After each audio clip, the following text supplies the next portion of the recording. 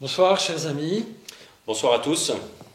voilà réunis maintenant à deux voix, pour cette deuxième séance des Mardis de la Parole sur le livre de Qoheleth qui explore le sens de la vie à travers ce livre biblique. Alors, je vais commencer par vous redonner un bref aperçu de ce que nous avions vu la semaine dernière, en m'appuyant sur le verset 14 du chapitre 1er du livre du Qoheleth. Je vous relis le verset 14, en fait 12, 13, 14. Voilà ce que disent ces trois versets.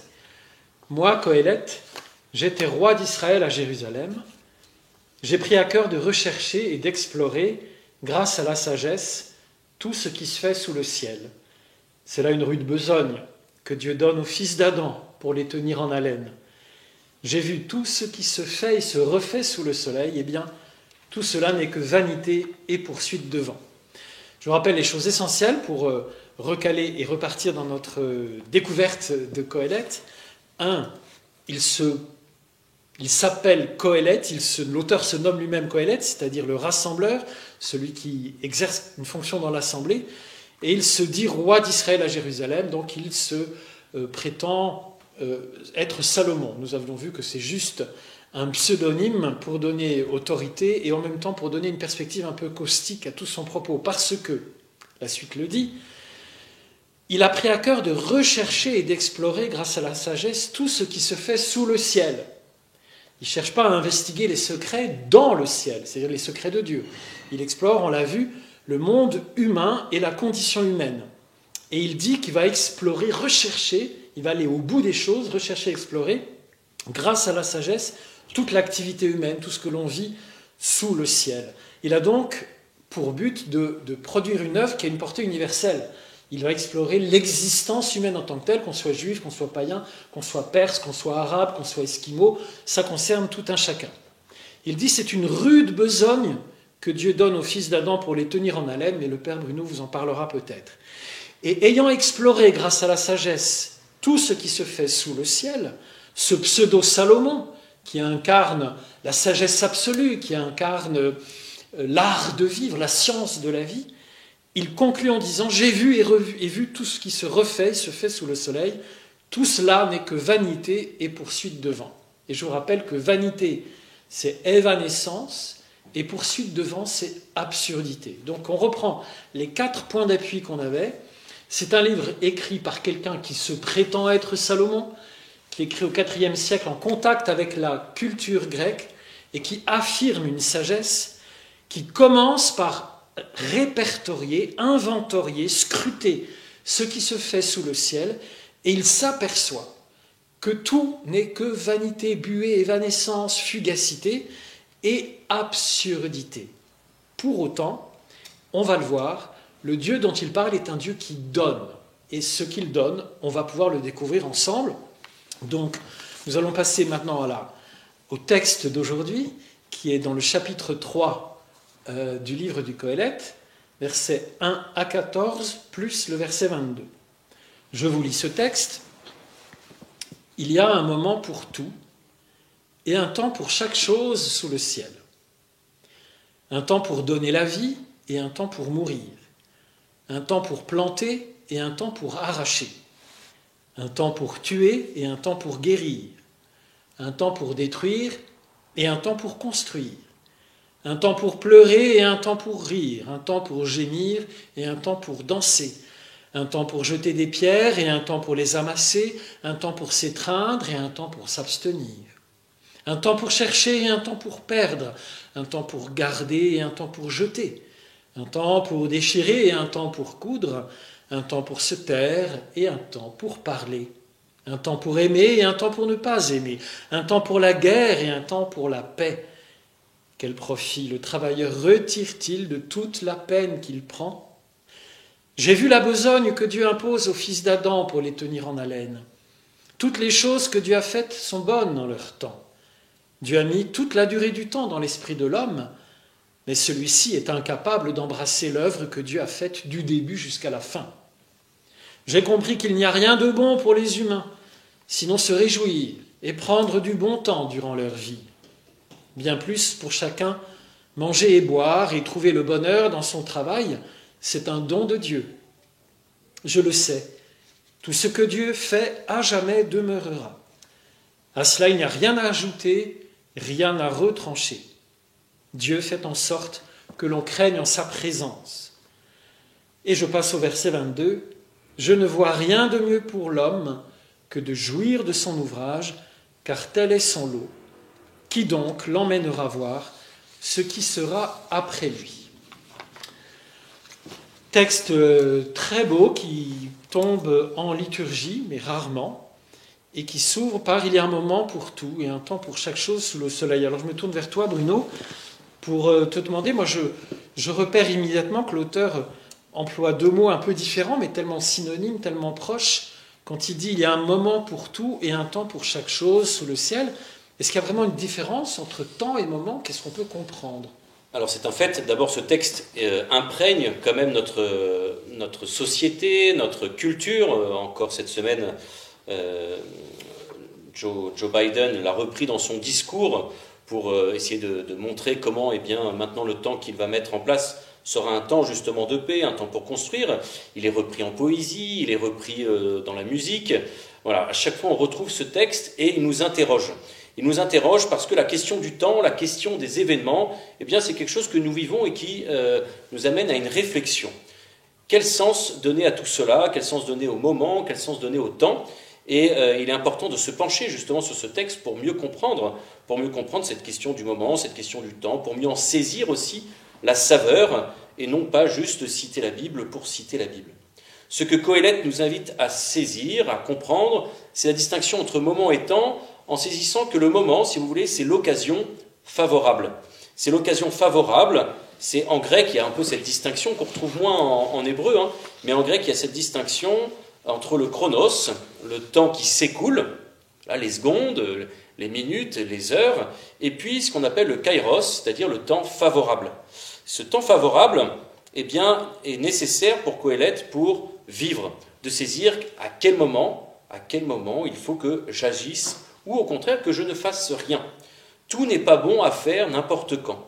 Et dans le terme temps, si vous voulez, il y a une sorte de détermination temporelle avec une durée variable. Mais voilà, ce qui nécessite pour Qoéleth, c'est de voir ce moment favorable, ce kairos qui nécessite bien sûr une maîtrise de soi, mais aussi un discernement, une analyse des circonstances. L'autre point important, c'est que justement le temps, pour chacune des actions décrites dans ce texte, n'est pas toujours dépendant de la volonté humaine. Il y a comme naître, mourir, c'est des moments que l'on ne choisit pas forcément. Et si vous voulez, le terme temps pourrait correspondre aussi, là en l'occurrence dans ce texte, à l'ensemble des circonstances qui font que telle action se réalise ou doit normalement se réaliser. Ce qui est différent par rapport au moment propice pour accomplir telle action. Et le constat de Qoéleth, dans son texte, c'est qu'il a l'impression que finalement, chaque génération est cloisonnée dans son temps. Et il y a déjà un peu cette idée-là dans les premiers chapitres du livre. Chaque génération refait pour elle-même et pour elle seule tout le parcours de l'existence. On part de la naissance, on va jusqu'à la mort, on construit, on déconstruit, on plante, on déplante. Et vous voyez, c'est un peu cette image des télécabines en montagne, où on rentre dans sa télécabine et on fait exactement la même chose que la génération précédente, et la génération suivante fera exactement le même trajet sans pouvoir, changer les choses avant ou après.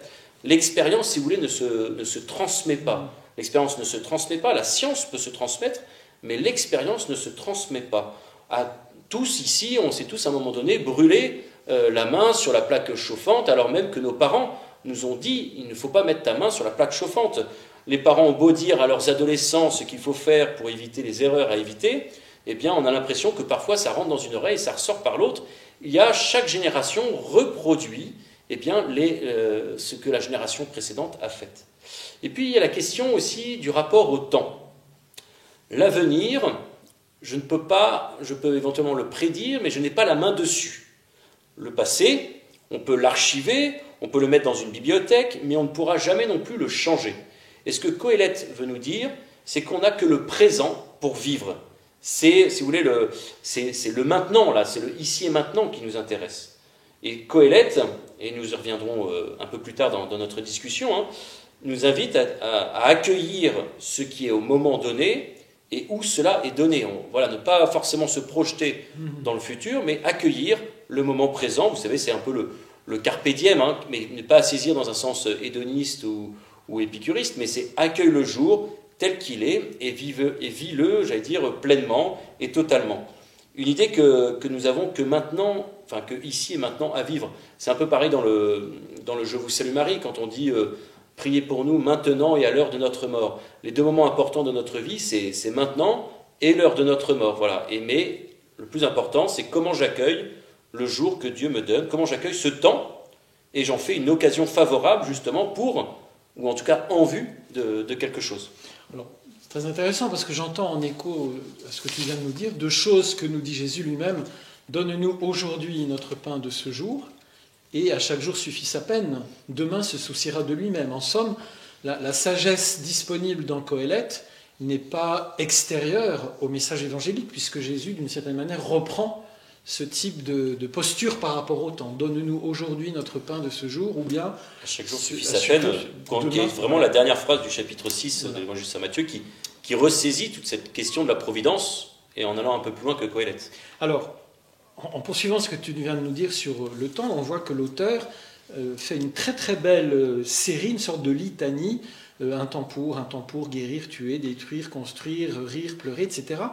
Qu'est-ce que recouvre cette longue évocation? Qu'est-ce qu'il veut nous dire à travers ça? Alors tout d'abord, si on veut faire un peu un symbolisme des chiffres, hein, il y a 14 binômes, c'est-à-dire 2 fois 7. En comprenant que le chiffre 7, et vous le savez bien, exprime une totalité. Donc on a 2 fois 7 qui pourrait symboliser, si vous voulez, une totalité répétée. Une idée d'un cycle un peu perpétuel, incluant aussi toutes les actions possibles que l'on peut avoir dans notre vie, mais que cela se répète.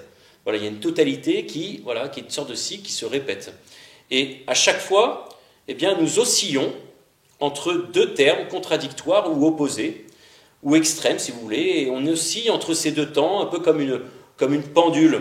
Voilà, un temps pour pleurer, un temps pour rire, un temps pour gémir, un temps pour danser. On voit bien que dans notre vie, eh bien, on alterne entre, si vous voulez, un peu comme l'alternance des saisons, on alterne entre ces deux moments dans nos vies. Et si on prend un peu le déroulé un peu de cette énumération, on commence avant tout par un temps pour enfanter et un temps pour mourir, un temps pour naître et un temps pour mourir. C'est commun à tout le monde ces deux temps. C'est ce qui borne, si vous voulez, notre vie terrestre. Toute vie s'inscrit entre ces deux temps et ce sont aussi des temps que nous ne choisissons pas. On les reçoit, on les vit jusqu'à notre dernier souffle, etc. Et puis, il poursuit, le deuxième binôme, c'est un temps pour planter et un temps pour arracher le plant, un temps pour déplanter.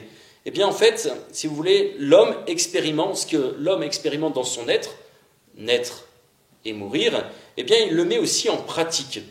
On ne plante pas n'importe quand, ni n'importe comment, et on ne déplante pas non plus n'importe comment. Et ça nécessite aussi des règles, mais dans notre façon de voir le monde, dans notre façon de poursuivre l'œuvre de la création de Dieu, eh bien, on va aussi, pareil, osciller entre cette naissance de la vie, j'allais dire, terrestre, de la création, et puis aussi la mort des arbres, la mort des animaux, etc. Et puis on poursuit encore avec, où il dit un temps pour tuer et un temps pour guérir. Et là, c'est quelque chose d'un peu plus important, un peu plus intéressant, parce qu'on note la vie à certains et on la rend à d'autres, mais parfois c'est la même personne, c'est le même groupe humain qui fait les deux, qui est capable d'accomplir ces deux gestes dans des contextes aussi totalement différents. Dans un contexte de guerre où on va peut-être tuer, eh bien il y en a justement qui sauvent des vies. Dans la suite, un temps pour détruire et un temps pour construire, on abat ce qui a été édifié auparavant et l'on bâtit ce qui un jour sera probablement détruit. Vous voyez, c'est un peu comme les grandes cités romaines qui ont fait la gloire de Rome. C'est comme les monuments à Palmyre. Vous voyez, c'est des lieux qui ont été construits par l'homme, qui sont magnifiques et qui viennent exprimer tout l'art, toute une civilisation. Et en même temps, eh bien, ça passe et ça se défait. Un temps pour pleurer, un temps pour rire, pareil, font partie de notre vie. et la suite, hein, où finalement Colette nous montre que la vie humaine alterne entre des unions et des désunions, des acceptations et des rejets, des silences et des discours, de la paix et de la guerre. Mais ce qui est important à saisir, c'est que dans cette énumération, on pourrait se dire que c'est effrayant, il y a un côté un peu néfaste, un peu pessimiste, mais en même temps, cela montre aussi la richesse de l'existence et la multiplicité des actions à notre disposition, des actions réalisables ou pas, selon ce que nous souhaitons faire aussi de notre existence. Et ce qui est important pour nous ici, c'est de savoir accueillir et finalement apprécier chaque chose au moment où il se présente et de donner le meilleur de nous-mêmes. Et souvent dans notre vie, lorsque nous sommes un peu à la recherche du temps, il y a beaucoup de temps perdu, justement. Eh bien, c'est de voir comment Qoheleth nous invite à recevoir ce temps, à redécouvrir ce temps, à se réapproprier ce temps pour donner le meilleur de nous-mêmes. Et avec le Qoheleth, finalement, il n'y a pas de temps perdu, si vous voulez. Et puis, entre ces deux alternances, il peut se passer beaucoup de choses. Entre la naissance et la mort, il peut se passer beaucoup de choses. Entre la construction et la déconstruction, il peut se passer beaucoup de choses. On est un peu, si vous voulez, comme c'est un peu pessimiste, mais un peu comme des billes de billard qui vont d'un coin à l'autre, mais entre, il peut y avoir des chocs qui détournent la trajectoire et qui nous permettent de vivre autre chose. Et ce qui est beau justement dans ce pessimisme, c'est que cette longue litanie, elle est encadrée par deux mots ouverts sur la vie et sur l'avenir. On commence par « il y a un temps pour enfanter » et au verset 8, on finit par « un temps pour la paix ». Vous voyez, c'est ce moment de pessimiste où on a l'impression d'alterner, de ne pas trop choisir, etc. On est invité à enfanter et à y mettre la paix. C'est peut-être là la fécondité d'une vie. Je remarque aussi que dans ce cadre qu'on pourrait dire pessimiste, mais on verra que ce n'est pas exactement le cas, parce que Qoheleth nous achemine vers une certaine posture dans l'existence qu'on découvrira au fil des séances. Il dit quand même « toutes les choses que Dieu a faites sont bonnes en leur temps ». Donc il appuie sa perception de l'existence humaine sur la foi en un Dieu qui n'est pas contesté, qui fait des choses bonnes. Et ce que j'entendais peut-être à travers cette image très suggestive que tu as donnée, des bornes entre lesquelles il y a tout un éventail d'actions possibles pour l'homme, c'est un peu la traduction dans l'existence de ce va-et-vient permanent du monde, où le soleil se lève, le soleil se couche, où une chose arrive et une chose passe, etc. Alors, avant de poursuivre, on va faire une petite pause.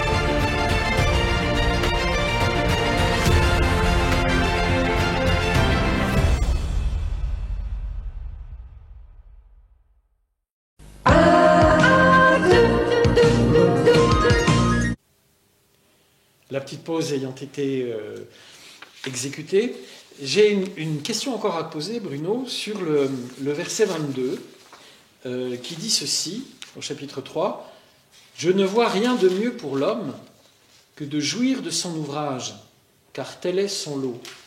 Qui donc l'emmènera voir ce qui après lui sera ?» Je ne vois rien de mieux pour l'homme que de jouir de son ouvrage. Moi, j'ai l'impression qu'il y a quelque chose d'un peu résigné ou au contraire on pourrait l'entendre comme quelque chose d'un petit peu hédoniste. Voilà, notre sort est terrible, mangeons, bouffons, profitons au maximum. Comment est-ce qu'il faut comprendre cette phrase dans ce qu'on a déjà vu de Qoheleth ? C'est vrai que la question qu'on pourrait se poser, c'est quel profit à tout cela ? C'est ce qu'il posera au chapitre 2 au verset 26, au chapitre 3 au verset 9, ou pour le dire autrement, que reste-t-il de tout ce qui précède ? On est presque là, oui, dans une reprise du verset 3 du chapitre 1 de Qoheleth. À quoi bon tout ça ? Mais ici, on avance un petit peu dans la réflexion, ici intervient un nouveau personnage. Quand il met justement au verset 9, hein, « Quel profit celui qui travaille trouve-t-il à la peine qu'il prend ? Je regarde la tâche que Dieu donne aux enfants des hommes. » Dieu intervient, Dieu apparaît. On va retrouver le faire de l'être humain en lien avec le faire de Dieu. Une recherche s'élabore, si vous voulez, dans cette conclusion. Et au verset 14, hein, c'est « Je sais tout, je sais tout ce que fait Dieu, cela durera toujours. » Si vous voulez, à notre échelle, que reste-t-il du travail humain ? Que reste-t-il du faire humain ? Eh bien, peut-être dans notre vue, il ne reste pas grand-chose. Mais aux yeux de Dieu, il reste tout. Une réponse qui peut être vécue finalement qu'en Dieu, même si l'homme l'a oublié. Nous avons une vision, si vous voulez, à court terme. Dieu, lui, a une vision à long terme. Il voit toute l'histoire du salut. Il est hors du temps et il voit toute l'histoire du salut. Il voit tout ce que nous faisons de bon, de bien, de vrai. Et tout cela a un vrai sens à l'échelle, si vous voulez, de l'histoire du salut. La folie de l'homme, c'est quoi ? La vanité de l'homme, c'est d'accueillir, si vous voulez, d'essayer d'avoir plus d'avoir, plus de pouvoir. C'est compenser son être par de l'avoir et du faire, alors que Dieu, finalement, donne tout ce qu'il faut. Il donne tout ce qu'il faut et il nous invite, finalement, à sortir de cette vanité. Et chaque temps de la vie, chaque moment favorable de la vie aussi, eh bien, révèle son sens une fois le moment venu. Vous voyez, c'est toujours après coup que l'on découvre bien souvent le sens de tel événement, le sens de telle rencontre, le sens de telle situation. Et ce que le Qoheleth nous invite à vivre, c'est quoi ? C'est d'abord, il nous faut profiter des joies simples que Dieu nous donne. Bien saisir que tout ce que Dieu fait conduit à un sens dans la durée totale, si vous voulez, dans toute l'histoire du salut. Et puis, nous sommes conduits aussi par la providence, mais nous ignorons les chemins qu'elle nous fera prendre. Si vous voulez, Dieu maîtrise, l'homme, lui, ne maîtrise rien. Il doit apprendre à démaîtriser, à faire confiance. C'est ce que Jésus dira aussi dans le chapitre 6, hein, la question de la place de la providence dans notre vie. Si vous voulez, à l'homme échappe le sens de la totalité de l'action divine dans sa vie, du début à la fin, mais cela ne veut pas dire qu'il n'est pas mis à contribution. Et depuis le péché originel, on est un peu dans une situation dans une situation de peine, si vous voulez, un régime de peine depuis le péché originel. Le travail se fait à la sueur de notre front, mais même dans ce régime de peine, dans ce temps, eh bien Dieu fait le don de quelque chose. C'est un peu un paradoxe à accueillir. C'est un peu, si vous voulez, les douleurs de l'enfantement. Voilà, il y a quelque chose de difficile et en même temps, eh bien, cela permet aussi de donner la vie. C'est aussi l'image, si vous voulez, du château de sable. Quand je suis au bord de la plage, je fais mon château de sable, il est magnifique, je m'y donne à fond, je suis fier de moi, mais voilà, la marée va arriver et elle va emporter le château de sable. Mais peu importe, eh bien, la peine que j'ai mise, eh bien aussi donne une vraie joie. Et l'homme n'est pas Dieu, il est toujours un peu moindre qu'un Dieu, mais si Dieu a donné à l'homme une grande capacité, et quand il dit, hein, il a mis le temps dans l'esprit de l'homme, eh bien, l'homme ne peut pas forcément tout comprendre. Et il y a une certaine abandon là-dessus. Et quand on parle d'hédonisme ou d'épicurisme, c'est-à-dire que voilà, finalement, j'ai qu'une vie, j'alterne entre des moments heureux et des moments malheureux, alors autant en profiter à fond. Non, en fait, si on n'a qu'une seule vie, eh bien, c'est pour apprendre à s'y donner. J'accueille la vie, j'accueille le don, et j'apprends à m'y donner pleinement, comme une réponse au don qui m'est fait. Et donc, finalement, chercher à comprendre le sens de sa vie, c'est déjà finalement se mettre à chercher Dieu. Et il ne reste plus qu'à l'homme, finalement, de craindre Dieu. La crainte de Dieu, c'est pas la peur. Hein. La crainte de Dieu, c'est pas la peur de Dieu, c'est pas la peur du jugement, c'est plutôt une compréhension d'une plus grande vérité sur soi, voilà, qu'est-ce que je suis, et d'une humilité devant Dieu. La crainte de Dieu, c'est une prise de conscience de mon état de créature, de mon état de pécheur, face au Créateur, face à l'infini de Dieu, face à la sainteté de Dieu. Dans cet abîme qui me sépare de Dieu, eh bien, j'apprends justement à vivre cette crainte de Dieu, dans ce désir de me laisser rejoindre par Dieu, et j'allais dire, pour un peu, ressaisir le tout, hein, l'exemple le plus parfait de tout cela, c'est le Christ, c'est Jésus. Il est passé par là, il est entré dans une génération, comme nous, il vit dans un temps donné, comme nous, et il assume tout. Il vit chaque instant de sa vie. Il le dira lui-même, comme tu l'as dit Patrick, hein, à chaque jour suffit sa peine. Mais son action, sa vie, aux yeux du temps, eh bien, est tout petit. Ça a duré, sa vie publique a duré 3 ans, ou sa vie sur Terre a duré 33 ans, enfin en fonction des études. Mais vous voyez, 33 ans, c'est très court, c'est rien comparé à l'éternité. Mais son action sur ces 33 ans, eh bien, a tout changé pour notre monde entier, a tout changé pour l'éternité. Et cela a permis aussi au développement de l'histoire du salut. Avant la venue du Christ, eh bien, les Juifs vivaient dans cette attente du Messie, et ils se donnaient à fond dans cette connaissance de Dieu, dans cet amour de Dieu, dans cet amour du prochain, et parfois ils n'ont pas vu le jour eh bien, que le Christ a vécu, mais ils l'espéraient déjà dans leur cœur. Voilà. Peut-être que c'est ça aujourd'hui que nous sommes invités à vivre. Je n'ai qu'aujourd'hui, si vous voulez, pour vivre, je n'ai qu'aujourd'hui pour aimer, je n'ai qu'aujourd'hui pour me sanctifier, je n'ai qu'aujourd'hui pour connaître Dieu, et demain, je ne sais pas encore ce que demain sera fait, mais d'abord, je profite pleinement d'aujourd'hui, et ce que je le vis ici et maintenant, pourvu que ce soit en lien avec la volonté de Dieu, et alors je trouverai finalement, eh bien, dans ma peine, dans ma joie, dans le bonheur et la santé, dans les difficultés et la maladie, je trouverai le don que Dieu veut me faire aujourd'hui.